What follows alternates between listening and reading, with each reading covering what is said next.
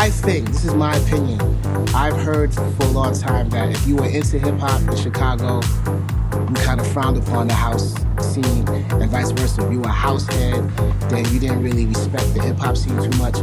I personally never perceived that to be the same thing for New York. I think house music is probably more of a culture here because it started here and it was bigger here initially.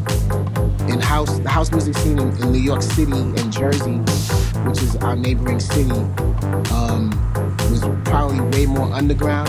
A big portion of the hip hop heads that got into house music early, that was probably due to the club culture.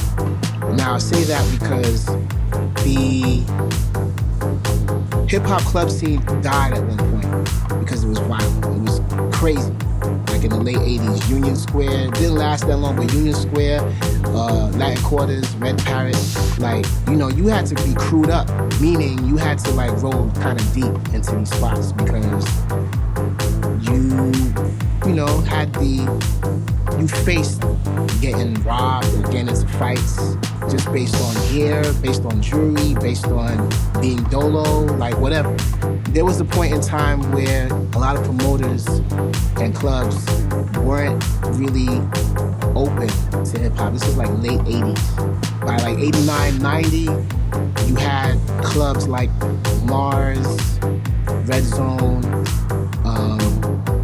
The Building.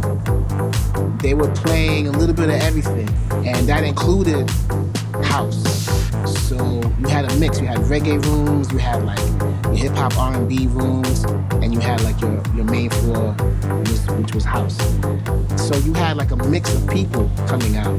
Even in venues where it was just house, for example, a lot of dudes were like dancers back in the days, you know what I'm saying? So you would find like pockets of hip-hop heads, straight club kids, even some, gay people in the club. Because let's be clear, like, if it wasn't for gay folks, there probably wouldn't have been a house scene, right? Because they kind of nurtured that whole thing.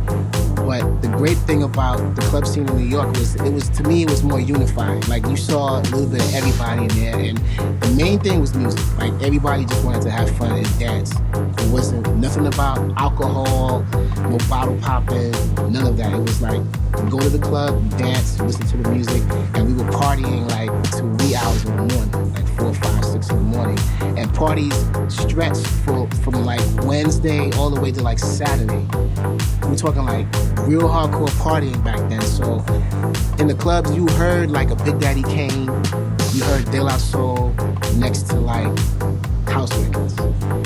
And even some of the hip-hop releases that came out back then, you had house versions of some of these records. Like, remember Chubb Rock having house mixes, De La Soul had house remixes, Blackstreet, Latifah. I mean, she even made a house record, 45 King. And for me as a producer, like, that's the thing. As a DJ, I never really separated the music. Like, as I stated earlier, like, I always looked at rocking a club as one big story, telling a story for beginning, middle, end, and you taking them on a journey.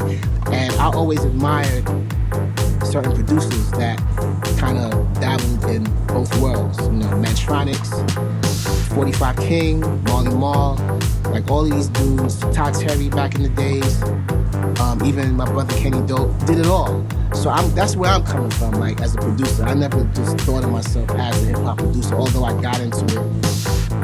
I kind of came into it through that, but I always wanted to do other things. As a house music lover, I started getting into it really early, like 86, 87. So while it was popping in Chicago, New York, we had our own scene. I actually went to one of the spots that is probably considered like the end-all be-all for the house world, which is the Paradise Garage, which is the spot that Larry Levan had a residency in. I got in really early. I was 16 years old, and you could only get in with a member. And it's so funny. The person who was a member lived on my block, and he used to be the DJ rocking all the block parties in Brooklyn on my street. Later on, when he stopped DJing, he handed me a crate of records. So he handed me like early hip-hop records, and he used to graffiti write. So he used to tag the record jacket. So I still have like Grandmaster Flash and the Furious 5 Freedom 12-inch with his whole crew tagging the record with characters and the whole nine. So I had an advantage. Like I was able to experience club life at a really early age and get some of the records that were played early on at some of the house clubs, the disco records and some early hip hop records handed down. So for me, I experienced club culture really early. So that translated to me as a DJ when I really started doing parties. By the time I went to college, I went to SUNY Binghamton. I was doing like the majority of the parties for the sororities, fraternities every weekend. I pretty much paid my way through school and played like a lot of college parties in the northern region of New York State, like Ithaca, Cornell, Syracuse. I did Greek Freak one weekend, just that whole circuit. So once I left college and I came home, that was my main focus, straight into the music business, make records, rock parties, and it's been history ever since. That was the foundation.